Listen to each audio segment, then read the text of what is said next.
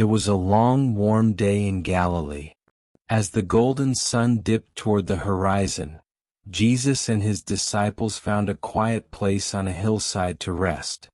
The sky was painted with soft hues of orange and pink, and the distant sound of waves gently lapping against the shore of the Sea of Galilee could be heard in the background. The day had been filled with teaching and healing, and the disciples were weary, but their minds were still active, filled with thoughts about the people they had encountered, the lessons they had learned, and the future that lay ahead. They had seen much that day, people struggling with worry, consumed by the cares of their lives, or lost in regret over past mistakes. Some had been so burdened by anxiety about tomorrow that they could hardly listen to Jesus' words. Others seemed distracted, caught up in the busyness of their tasks, unable to appreciate the blessings unfolding right before them. As they gathered around a small fire, the disciples began to reflect on these encounters. It was James who spoke first, his face furrowed with thought. "Master," he said, "today we saw many people who were troubled. They worry about tomorrow's troubles, and they speak of what was lost in the past. It seems their minds are never at peace. How are we to live fully in the present when our thoughts so often stray to what is behind us or what lies ahead?" The other disciples murmured in agreement. Each of them had experienced this struggle in their own lives. Whether it was Peter worrying about his family back in Capernaum, or Matthew reflecting on the wealth he had left behind as a tax collector, or John fearing what might happen to them as they traveled from village to village. Peter, who had been silent, suddenly spoke up, his voice filled with a mixture of frustration and concern. "Rabbi, I find myself constantly thinking about what tomorrow will bring. I wonder if we will have enough to eat, where we will sleep, what dangers we might face. My mind races ahead, and I feel as though I am missing what is right in front of me. How can I quiet these thoughts?" Jesus, who had been listening intently, gazed at Peter with deep compassion. He knew the struggles each of his disciples faced, the way their minds wandered, consumed by worries and fears. Yet he also knew the power of the present moment and the peace that could be found when one was truly mindful. The fire crackled softly as the disciples awaited Jesus' reply, and in the stillness of the evening Jesus spoke. "My friends," he began, his voice steady and calm, "the human mind is like the wind. It is easily stirred and often blown in many directions. Your thoughts pull you toward tomorrow's troubles or backward toward yesterday's regrets. But there is only one place where you can truly find peace, and that place is the present moment. It is in the present that you will encounter God most clearly, for God is always with you in the here and now." The disciples leaned in, eager to hear more as Jesus continued. "Let me tell you a story." The disciples fell silent, knowing that when Jesus told a parable, it always carried profound wisdom. "There was once a wealthy landowner," Jesus began, "who had many servants working in his household. Each servant was given tasks to complete each day. Some worked in the fields, others prepared food, others tended to the animals. The landowner was fair and generous, and he expected his servants to do their work faithfully. Among the servants, there was one who was particularly mindful. Each day, this servant moved through his tasks with care and attention. Whether he was preparing a meal, cleaning a room, or working in the garden, he gave his full focus to the task before him. He did not rush, nor did he let his mind wander. When he was in the garden, he felt the cool earth beneath his hands, smelled the fresh scent of the soil, and heard the birds singing in the trees. His heart was full of gratitude for each moment, and he praised God for the beauty of creation and the work he was given to do. This servant did not allow his mind to be troubled by thoughts of tomorrow's work or past mistakes. He was fully present in each moment, and because of this, his work was always done well, and he found peace and joy in his service. Now, there was another servant in the household who was very different. This servant was constantly distracted. As he worked, his mind raced ahead to the tasks he had yet to complete, and he worried about whether he would have enough time to finish them all. He often rushed through his work, not paying attention to what he was doing. His thoughts were always on what was next, how he could finish faster, how he could avoid making mistakes, and as a result, his tasks were done carelessly. When he worked in the garden, he barely noticed the beauty around him. He was so preoccupied with the future that he missed the flowers blooming, the gentle breeze, and the simple joy of being alive in the moment. His work suffered, and he found no peace, for his mind was always somewhere else. Jesus paused for a moment, letting the story sink in before continuing. One day the landowner called both servants to him. He asked the mindful servant to share how he approached his work. The servant replied, "Master, I do each task as if it were the only task before me.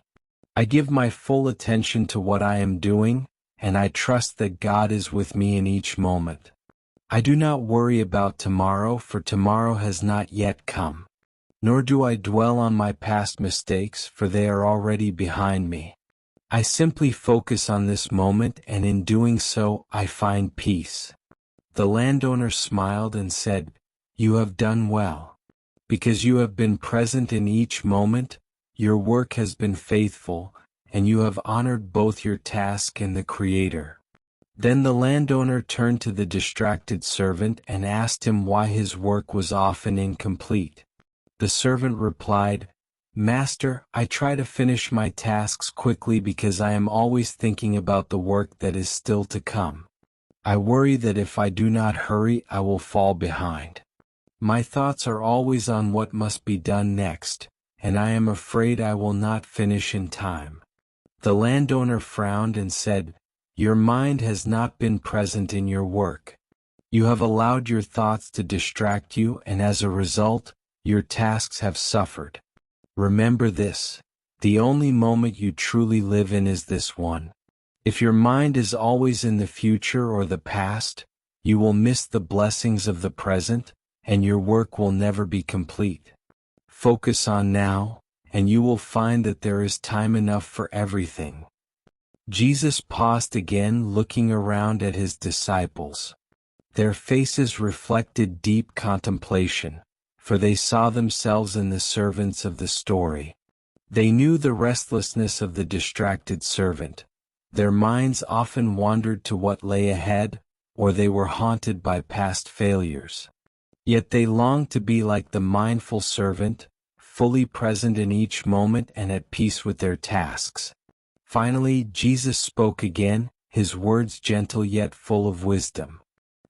"Do you understand the meaning of this parable?" John, the youngest of the disciples, who had been quietly listening, spoke up first.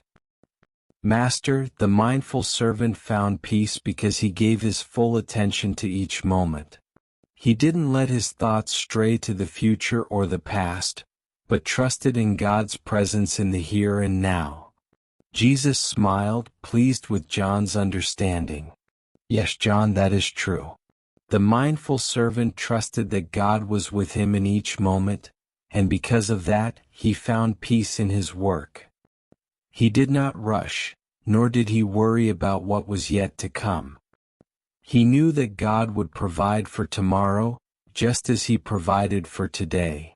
Peter, still wrestling with the concept, asked, "But Master, how can we quiet our minds when the future seems so uncertain?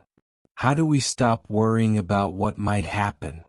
Jesus looked at Peter with compassion, understanding his struggle. "Peter, worry comes when you try to control what is not yet in your hands. The future belongs to God, and it is not for you to know what tomorrow will bring.